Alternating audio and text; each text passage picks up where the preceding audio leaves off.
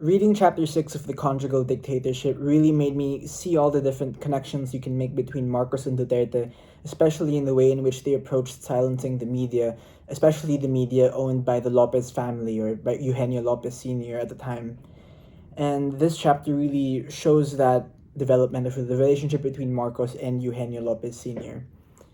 For anyone who doesn't really know much about the Lopez family are the ones that who currently and still own ABS-CBN. At the time they did as well.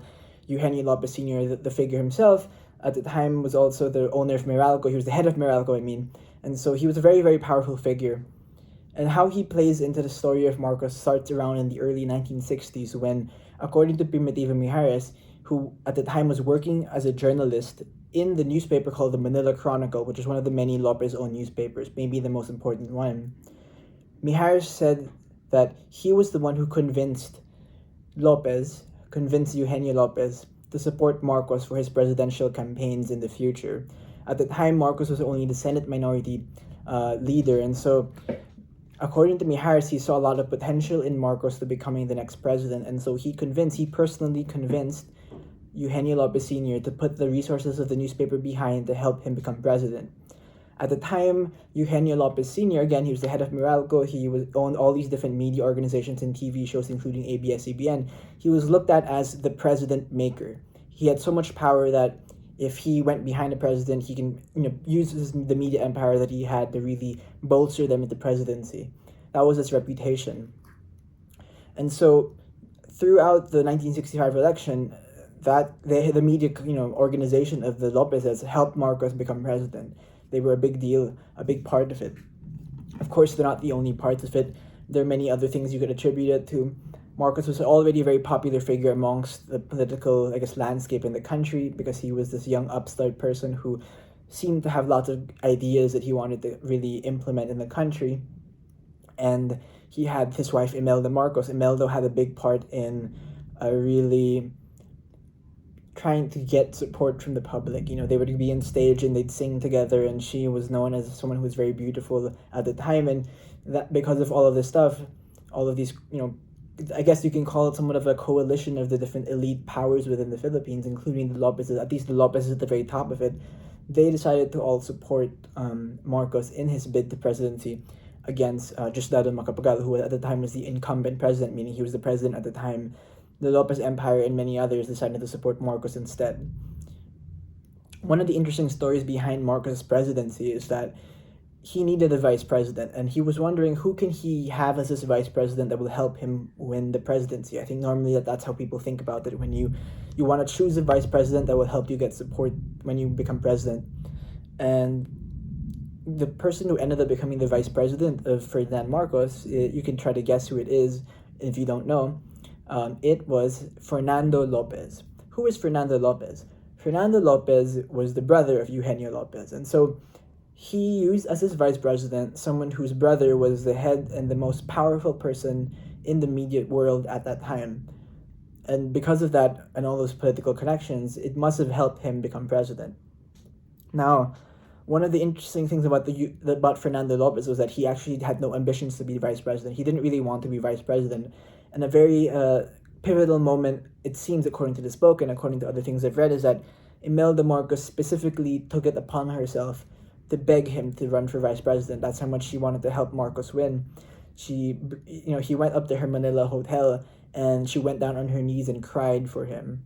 And for this was supposed to be a very kind of embarrassing thing to do. She really just, begged and begged and begged and cried in front of him and did whatever she did. I don't know what her methods are for convincing people to be on her side, but because apparently she was quite good at stuff like that. Eventually he said yes, and so she cried for him and then pleaded and pleaded. Eventually he said yes, and he became the vice president, and all of that again leads to Marcos becoming the president in 1965. In 1969, it was a very tumultuous election, not necessarily on the ballot polls, but it was very, very corrupt. It was the most expensive election ever paid for, because if you're not familiar with how Philippine elections work, which I hope you are to some degree, it requires a lot of money because there's a lot of money being given out. There's a lot of money being given out to people in order to maintain the support that you would need in order to win the presidency.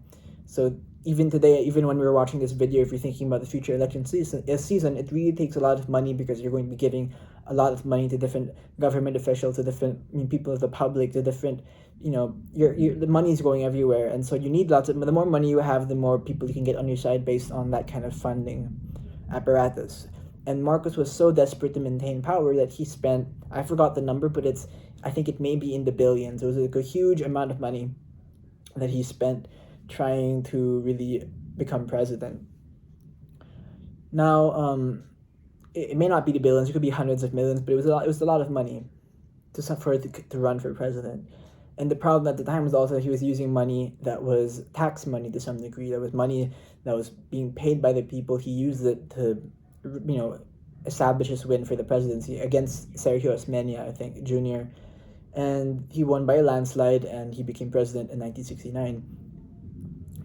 The relationship between the Marcoses and the Lopezes really kind of soured towards the end of, it gets started perhaps in the second term from 1962 to 73 or 72, and where it was becoming clearer and clearer by the people, by the political sphere, that he was really trying to maintain power longer than he was voted into. He only had really four-year limits, and so 65 to 69, and then 69 to 73. So he only really had a few years to find a way to be able to maintain power. He was quite a young person. I think he may have been only in his 50s at the time of his second term, and so he didn't want to be an ex-president. He didn't want to just be retire at that young age for him, relatively. And so one of the things that he did to try to really maintain his power is he wanted to have a constitutional convention that would have changed the system of government that we have to a parliamentary system. Now you may think, if you're my age, or if you're around my age, you may be thinking, constitutional, that sounds very familiar. Why does it sound so familiar? That's because that's the same thing that Gloria Macapagal-Arroyo, the president before Noynoy, tried to do as well. Tried to change the system of government from presidency from a democratic system to a parliamentary system.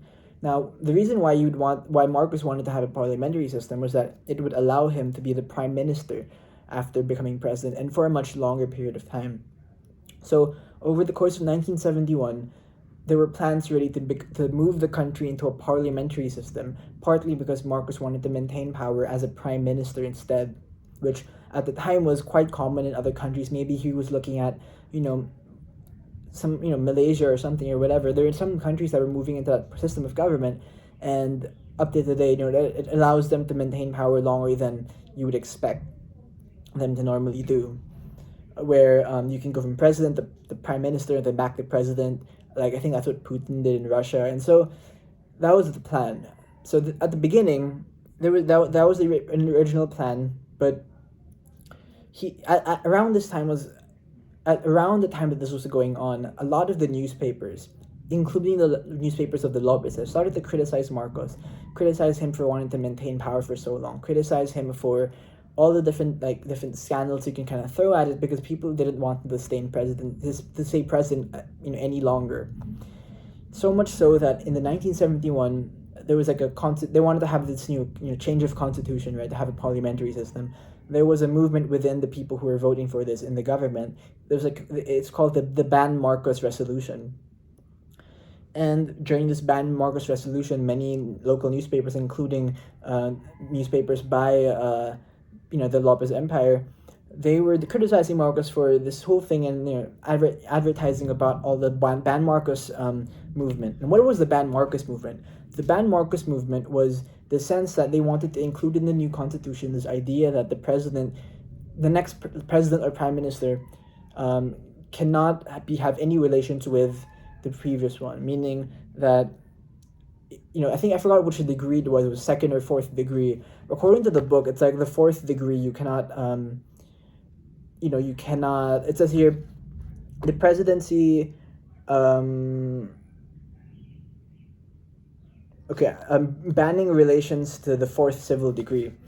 The one I read on Wikipedia said second degree, but the idea is that it's pretty much family dynasty-like thing, where if you're president and the next prime minister cannot be your son, or can't be your daughter, or can't be your spouse. And in kind of colloquial terms, it was called the Ban Marcos resolution, because the idea was they didn't want Marcos to be president again or prime minister again, or they didn't want Imelda to do it either, and so they wanted to create that that thing. Now, they were going to put it to a vote whether or not they were going to pass this legislation that would have allowed Marcos to stay, or allowed Marcos to his family to stay, or to not put that into the constitution. The problem was, they had to vote, right? And there was this guy named Eduardo Quintero, who was someone who is described in the book, and from what I've read online, as this very honest man. And he came forward to the courts to show that he was personally bribed by Marcos and his establishment by giving these envelopes. I think I forgot how much money. I think maybe like 5,000. I forgot exactly the amount of money, but it seemed that everyone who was going to vote on this thing, or many people who were giving bribes for it. So Marcos was caught bribing the people to vote against the Ban Marcos resolution, and Eduardo Quintero was the only one who really came forward and said he didn't want this money, didn't accept this money, and he wanted to show people like Marcos was trying to bribe me. Unfortunately, that didn't really go anywhere, but the news picked it up, and during this whole time, it was this thing where there's this growing anti-Marcos sentiment coming from the newspapers, and Marcos was really pissed about it. And even more pissed was Imelda Marcos. Marcos didn't really know what to do, because the idea is that you want to have a free press, so the press should be allowed to criticize the government. The way that the book is describing it is that it was actually Imelda Marcos's idea to destroy the Lopezes. It was her specifically that wanted to do it, because she had a personal, I guess, vendetta against Fernando Lopez, because of how humiliated she was that she was forced to beg on her knees and cry just so he would join the ticket, and for his family to suddenly criticize the government after all the things that she went through, she was absolutely pissed, and so she wanted this Lopez empire to be destroyed. One of the interesting things that the book is arguing, that I've never heard argued before by any other, I'm sure people who argue against Marcos read the book, but I've never heard this argument presented, which is that the book claims that it's possible that Marcos would have never established martial law if the news organizations didn't play into all the anti-Marcos rhetoric.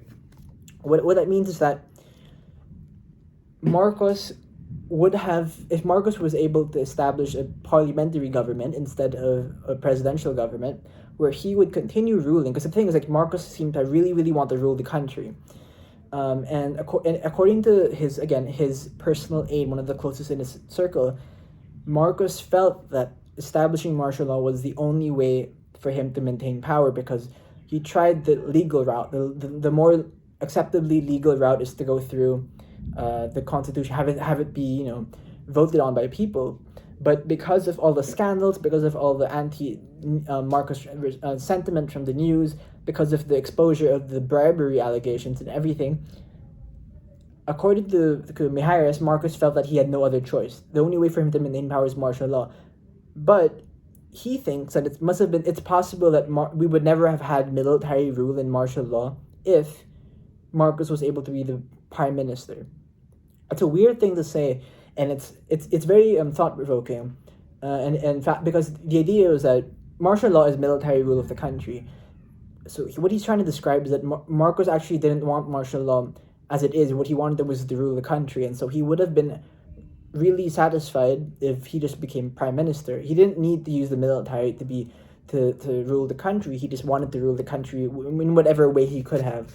And so he said that he felt it was like a wasted opportunity, like what the media did and what some of the members of the Congress did. For him, was a wasted opportunity, because it's possible that Marcos would have been able to get what he wanted and possibly not devolve into what eventually did happen if he just became prime minister. Now, this is a weird argument, and again, remember, this guy was someone who loved Marcos to some degree for many, many years. He was a propagandist for Marcos. But at the same time, he's very aware of all the problems of the martial law, and it seems like he's just trying to give like the devil's advocate argument, where maybe martial law would have never happened if he just became prime minister, because he wouldn't have needed to go to that extent to establish martial law. Interesting argument. And obviously, after martial law was conducted, all the news organizations, all the Lopez organizations really went out of business. So yeah.